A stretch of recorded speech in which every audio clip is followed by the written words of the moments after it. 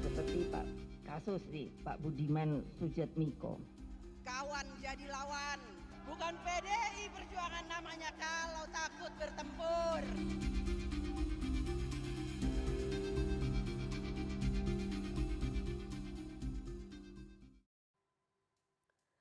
Terima kasih Anda masih menyaksikan Political Show. Dansa politik Budiman Sujatmiko yang mendukung Prabowo Subianto sebagai capres membuat Budiman dipecat dari PDI Perjuangan. Puan Maharani, Ketua DPP PDIP menyatakan ada yang ingin melihat partainya pecah, kawan jadi lawan tapi banteng tidak akan ciut. Apakah ini pertanda ada kader PDI Perjuangan lain yang akan bernasib sama seperti Budiman? Dansa politik Budiman berujung kawan jadi lawan. Malam ini kita akan membahasnya dengan narasumber yang sudah hadir di studio. Saya perkenalkan satu-satu. Yang pertama ada politikus. Gak ada partainya. Budiman Sujatmiko. Sekarang lonely ya? Selamat malam Mas Budiman. Jomblo. Selamat malam Nana. Jomblo. Gak cari pacar dulu katanya. Politikus. Biasanya saya sebutnya nama partainya belakangnya. Tapi politikus aja. Politikus pasar bebas. Ada anggota Dewan Pembina Partai Gerindra Andre Rosiade. Selamat malam Bang Andre. Selamat malam Nana. Ya, politikus pasar bebas benar kan? Ada ini politikus senior PDI Perjuangan, ada partainya. Mas Aryo Politikus Bimo. gotong royong ya. Ada Selamat malam, pasar Mas bebas Bimo. gotong royong. Selamat malam. Direktur Eksekutif Parameter Politik Mas Adi Praitno. Selamat malam Mas Adi. Selamat malam Rifana. Dan seperti biasa ya, sebagai bentuk partisipasi publik kita selalu mengundang teman-teman pemilih muda yang malam ini bergabung melalui sambungan virtual. Ada Senat Fakultas Hukum Universitas Muhammadiyah Malang UMM. Teman-teman UMM, kita bisa lihat? Oke. Zoom. Bergabung melalui sambungan virtual teman-teman UMM mana nih? Oke, ini gelap-gelap semua ya kayaknya ya. Mungkin nyala lampunya bisa dinyalain jadi wajahnya bisa terlihat teman-teman dari UMM. Nanti teman-teman dari UMM bisa memberikan kritikan, tanya jawab, bertanya begitu ya dan juga menyampaikan pendapat. Kira-kira bagaimana melihat dansa politik dari aktivis 98 ini? Ini murni idealisme atau pragmatisme? Nanti kita tanya mungkin terakhir ya. Sebelum saya tanya ke Mas Budiman, saya harus putarkan dulu pernyataan penting ini dari Ketua DPP PDI Perjuangan Ibu Megawati, Ketua Umum DPP PDI Perjuangan Ibu Megawati Soekarnoputri. Kita dengarkan bersama.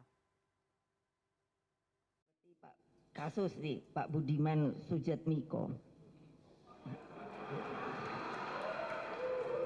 Lah aku ki bingungnya. Ada rumba yang ngobrol, ada rock and roll. Nanti kalau udah ganti pasangan. Yang itu ganti sono, yang ini ganti sini. Terus beliau sambil ketawa. Oh, saya paham Bu, paham.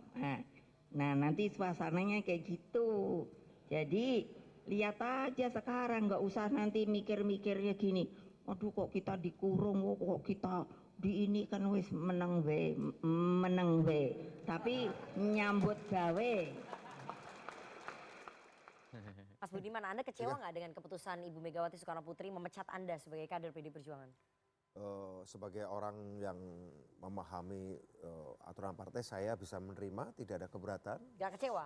Masa gak kecewa dipecat dari partai yang dari kecil katanya Anda idolakan? Oh, kalau dalam pengertian mengikuti emosi, mengikuti memori, bagaimana saya mencoba memahami ajaran Bung Karno, mengkaji sendiri maupun dibimbing tokoh PNI dulu waktu SMP, SD sampai SMP, tentu saja ini saya melihat ini sebagai sebuah patahan yang cukup ya tentu saja membuat saya kecewa. Ya. Patah hati. Tetapi kalau saya lihat perjalanan Bung Karno dulu mendirikan PNI, ditahan oleh Belanda, keluar dari penjara, PNI-nya kemudian dibawa menjadi lebih organisasi pendidikan.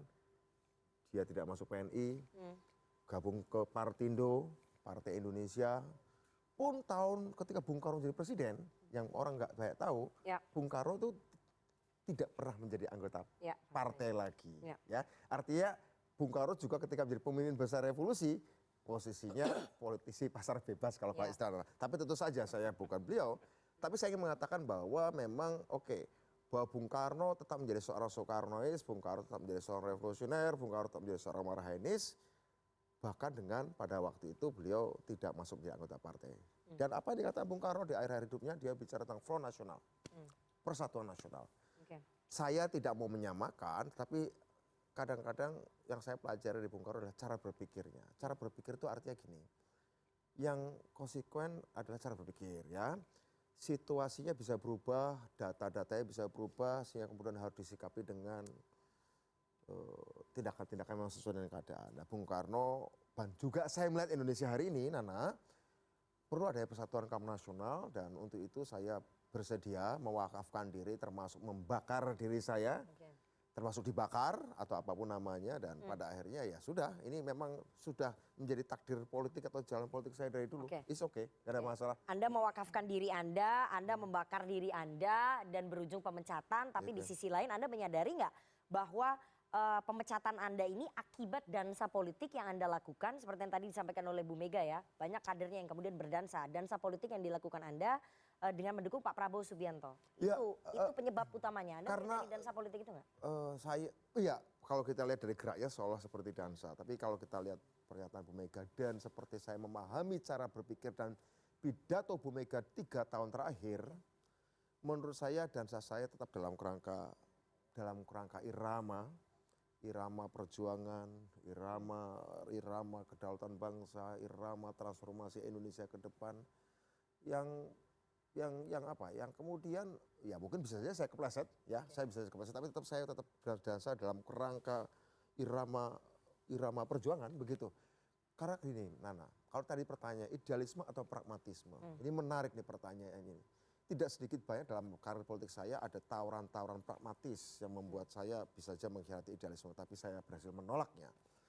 Apakah pilihan saya mendukung Pak Prabowo adalah pragmatis? Saya mau katakan, sampai hari tidak ada perbincangan soal jabatan dengan Pak Prabowo, tetapi lahir dari analisis saya, Indonesia membutuhkan kepemimpinan yang strategik, bukan yang populis. Pemimpin yang populis adalah pemimpin yang turun ke bawah, menemui rakyat. Pemimpin strategik adalah setelah pemimpin menemui rakyat, dia ngangkat rakyat ke atas. Bukan terus-menerus bersama rakyat di bawah.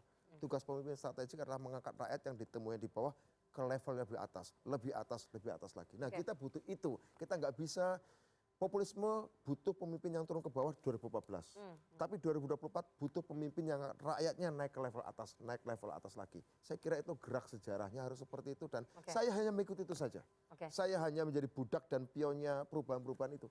Dan saya ingin menjadi budak yang setia dari perubahan. Oke, Anda katakan bahwa tidak ada tawaran, tapi kami dapat informasi Anda ditawari menjadi menteri di kabinetnya Pak Prabowo, dan ada tawaran logistik juga ke Anda, itu benar nggak? Enggak ada. Jadi sama sekali ini free. Gini, ini betul-betul kelas gitu. Gini, dalam politik agak susah nih, there's no such thing as a free lunch. Pastinya. Gak ada makan siang yang gratis dalam politik. Pastinya gak ada masalah, tetapi tidak pernah dengan Pak Prabowo obrolan itu. Dalam ngobrol malah bukan Pak Prabowo, bukan saya, hanya celutukan-celutukan orang. Jadi saja. ada yang memang menawari Anda, orang-orang di sekitarnya Pak Prabowo. Celutukan. Oke, celutukan.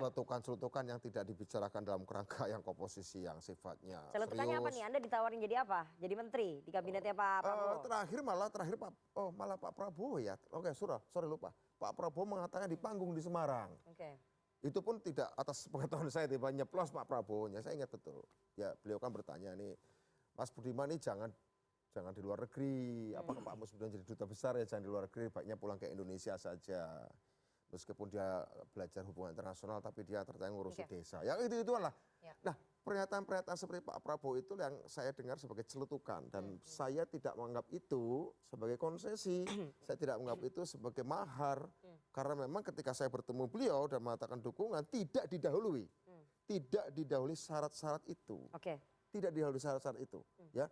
Bahwa kemudian ada celutukan itu adalah suatu proses yang spontan di luar perencanaan dari Pak Prabowo berpidato, dan itu bukan sebagai prasyarat kita bikin acara itu. Jadi Anda mengakui bahwa ada celetukan tawaran sebagai menteri di kabinetnya Pak Prabowo. Bukan tawaran, pidatonya Pak Prabowo itu ya. Berarti itu tawarannya apa? Menteri Desa ya? Enggak, silakan Anda dengar sendiri, ada banyak sekali. Kita nanti dengar. Nana. Kalau kamu menganggap bahwa Budiman Sujatmiko bertindak politik hanya untuk logistik dan jabatan,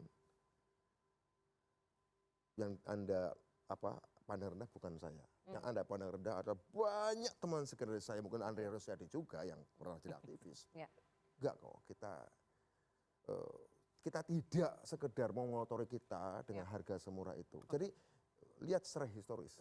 Kalau Anda samakan seperti orang-orang yang mengkritik saya, Budiman dapat 5 miliar bisa 200 miliar atau 1 miliar atau whatever. Saya pikir dia tidak berbicara tentang saya. Ya. Dia berbicara tentang dirinya sendiri. Oke. Ya, saya kira itu. Pertanyaan saya, tapi Anda berharap nggak jadi menteri? What sort of question? Pertanyaan macam apa itu? Enggak, saya ingin betul. tanya. Anda kan pernah bercerita bahwa pertanyaan Anda itu 3 kali. pertanyaan macam apa itu? Enggak, Anda kan ditawari 3 kali dulu menjadi menteri di kabinetnya Pak Jokowi. Loh, kalau saya berharap, Iya. saya manusia politik, Nana. Iya. Berarti berharap. Manusia politik itu butuh kekuasaan. Oke. Kalau Anda nggak jangan jadi aktivis. Maaf, jadi aktivis. Saya butuh kekuasaan. Saya tidak mencari kekayaan dalam politik. Kalau kekayaan tidak dicari, kekuasaan pun ada orang yang politik ingin berkuasa. Ya. Anda pertanyakan moralitasnya, loh ujung-ujungnya dia berkuasa. Loh saya gini nak, saya ketika terjun politik tidak maksud saya untuk jadi figura lukisan bagus dalam sebuah ruang kotor. Oke. Ketika saya terjun politik, saya nggak mau jadi lukisan bagus dalam sebuah ruang kotor. Ya. Saya ingin jadi sapu.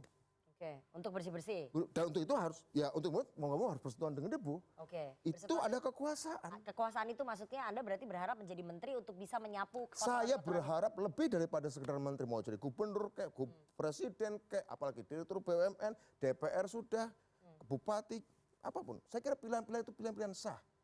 Bukan sebagai sebuah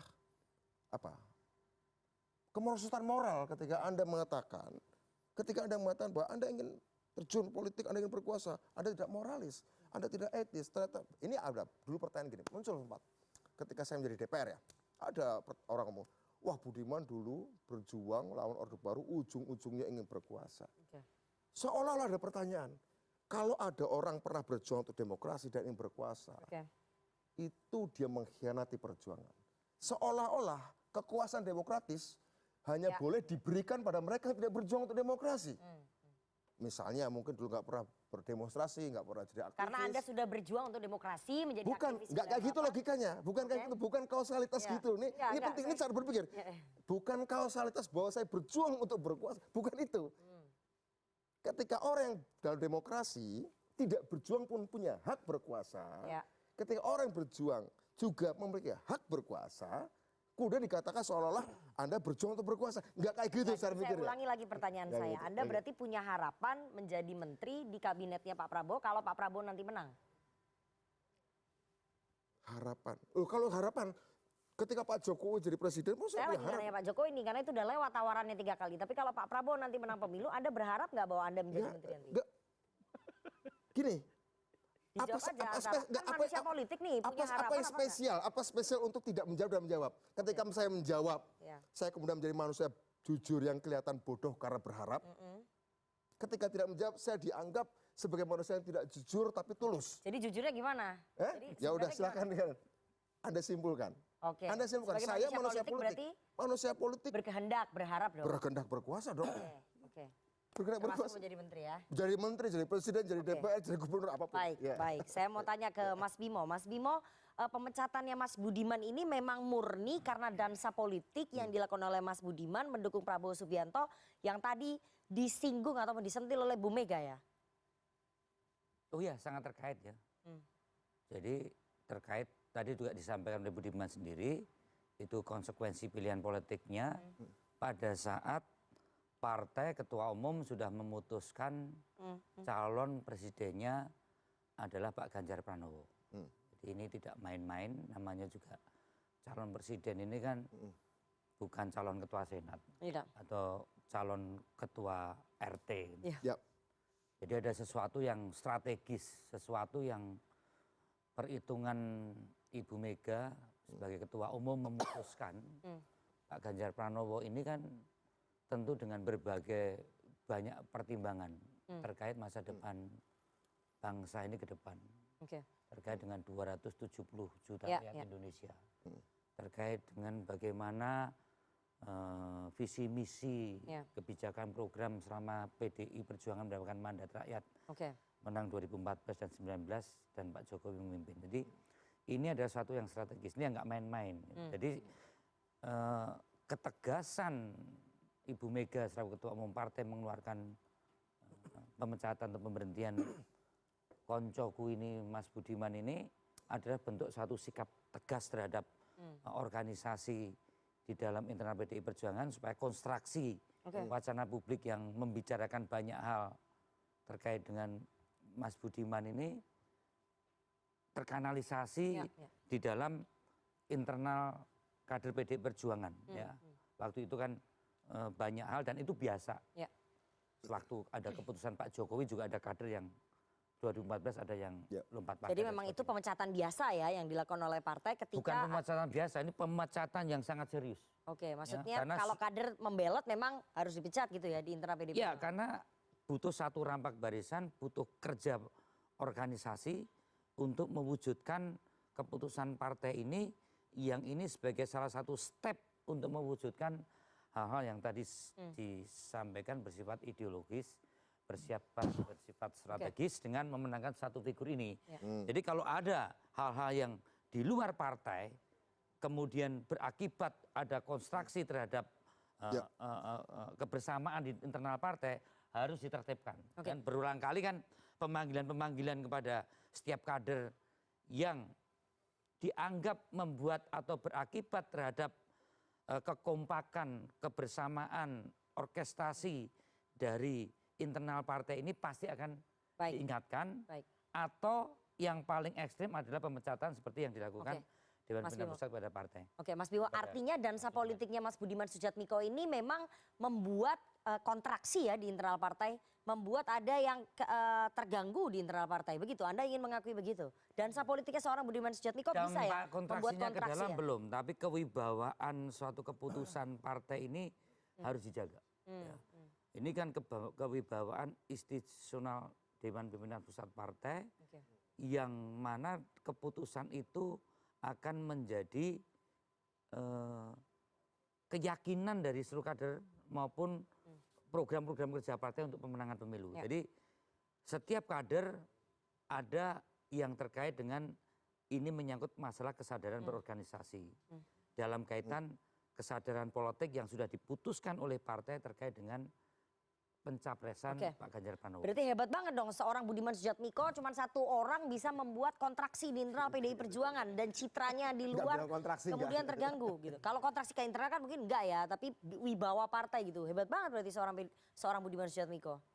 Faktanya memang seorang Budiman ini juga seorang tokoh. Nggak dipungkiri lah ya.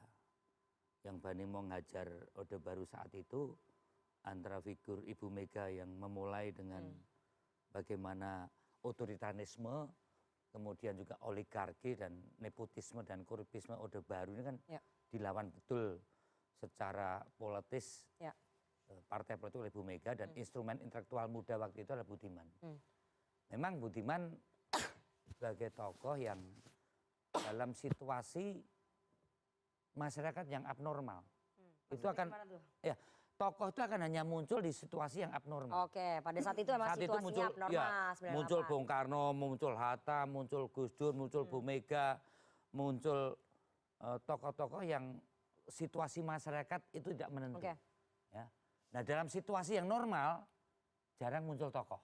Nah itu di 98 muncul salah satunya Mas Budiman. Iya, dia muncul. Jadi maka yang sekarang dipersoalkan itu bukan persoalan 9698-nya waktu itu, dia adalah tokoh yang melawan, yang bicara substansi ideologis politis, yang melihat bahwa kontradiksi pokok Budiman itu adalah dengan yang namanya Orde Baru, yang namanya kekuatan-kekuatan nepotisme dan kekuatan-kekuatan ademokrasi. Nah sekarang kan kemudian hal yang antagonis ini menyatu itu menjadi pembicaraan. Jadi persoalan partai di internal kok saya belum melihat terlalu berakibat. Tapi wibawa dan citra partai. Tetapi citra di luar seolah-olah ini adalah orang yang berani melawan keputusan partai. Dan kemudian termasuk Ana dan seluruh media sosial membicarakan itu. Dan ini tentu partai harus segera mengkonsolidasikan ke dalam dengan wacana publik. Ini warning nggak buat kader partai lainnya kalau misalnya coba-coba berdansa politik di luar rampak barisan partai akan bernasib sama seperti Mas Budiman? Ini warning ya? Dansa itu kan bisa juga tergelincir. Ya.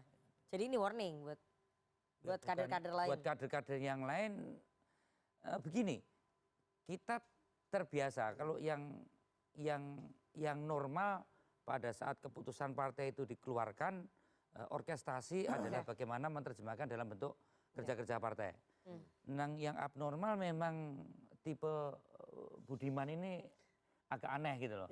Tapi saya juga tidak kaget karena Budiman yang saya kenal memang lebih pada hal-hal ideologis akademis ya. Dia saya lihat memang tidak terlalu paham dan menjiwai organisasi.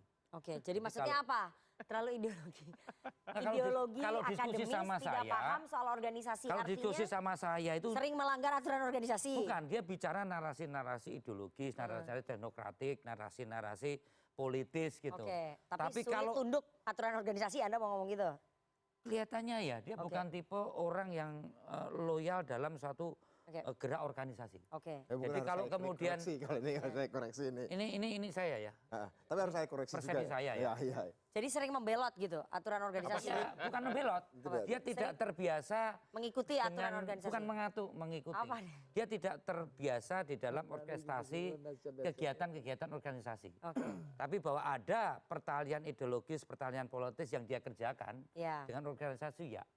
Jadi kalau kemudian terjadi lompatan-lompatan yang dilakukan Budiman, sebenarnya saya melihat itu pasti akan terjadi. Tapi nggak Suatu menyangka. Tapi kalau yang tiba-tiba lompatannya Belok semacam ini saya kaget terus terang aja. Tapi kalau Ini temennya broken heart kayaknya. kadang nyerempet-nyerempet tidak loyal pada satu keputusan organisasi, Ya. nampaknya Budiman juga tidak terlalu terikat dalam Oke, dirinya. silakan Mas Budiman. Saya kira saya 19 tahun, saya gabung PDI Perjuangan 2004 Desember. Saya pikir di banyak keputusan penting partai, pencalonan Bu Mega, kemudian keputusan untuk tidak gabung ke dalam pemerintahan Pak SBY selama 2 periode, segala macam.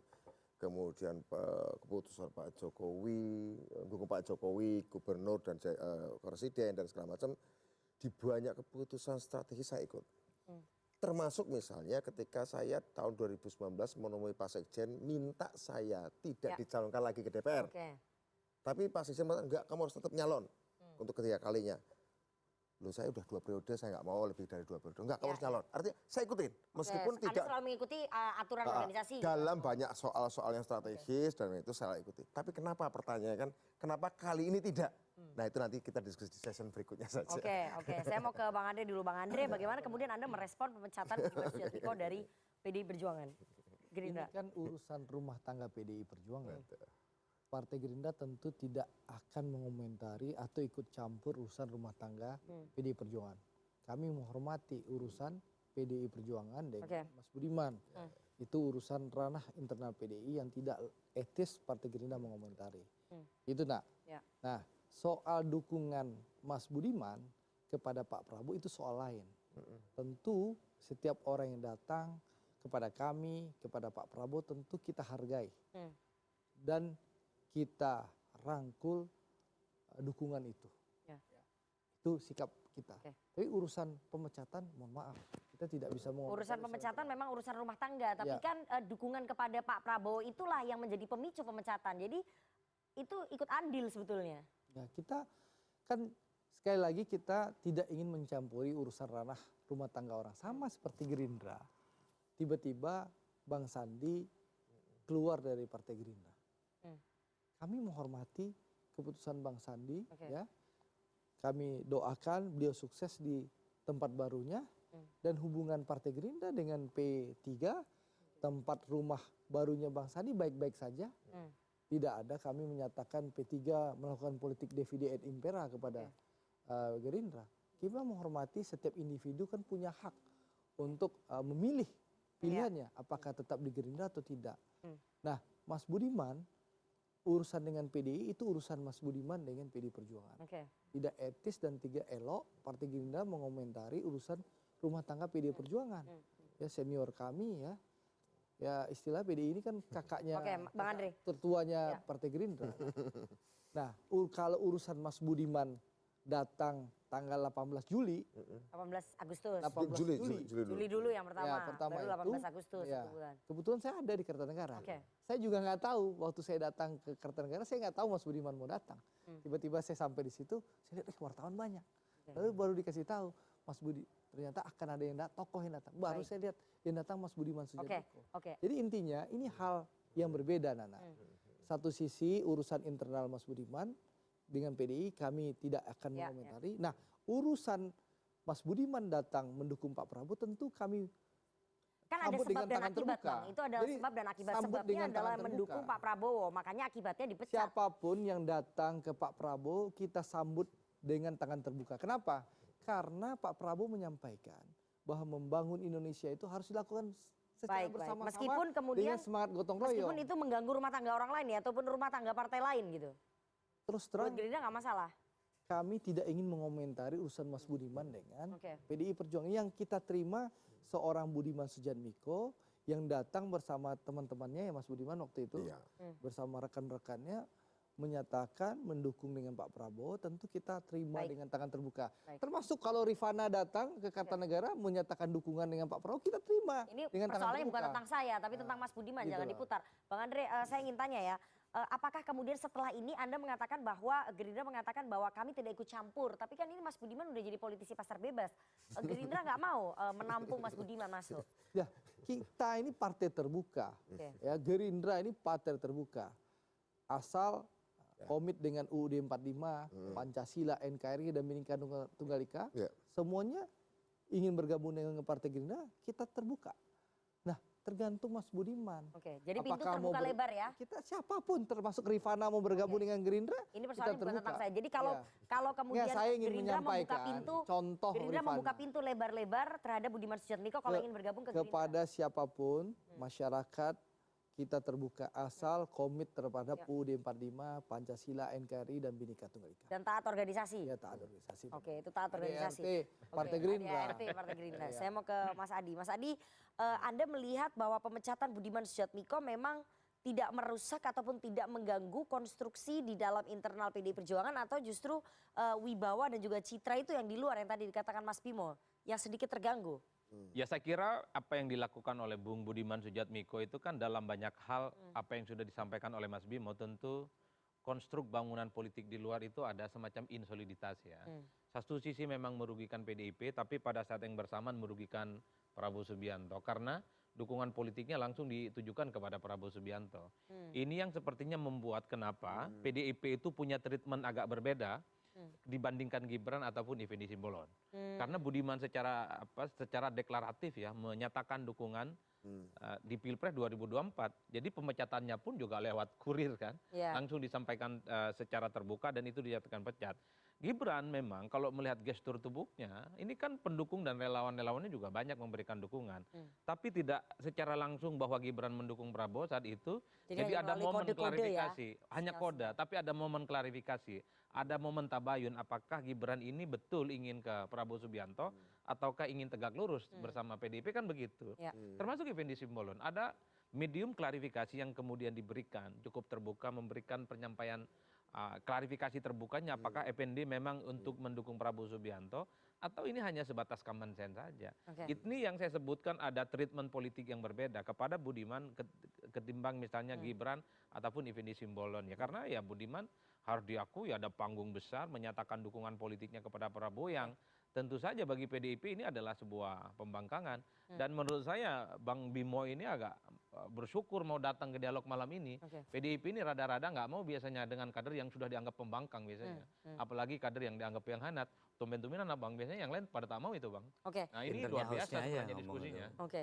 Nah itu yang pertama Rifana. Yang kedua kalau bagi PDIP kan ya hilang satu bisa tumbuh seribu. Tapi Jadi yang nggak ada jelas masalah ya. dari beberapa studi-studi, dari tulisan-tulisan yang dari dulu saya buat terkait dengan partai politik, PDIP ini memang agak beda dengan yang lain. Misalnya sedikit bandingkan dengan Golkar. Golkar dulu Yusuf Kala sekalipun dia berdampingan dengan Ya, SBY.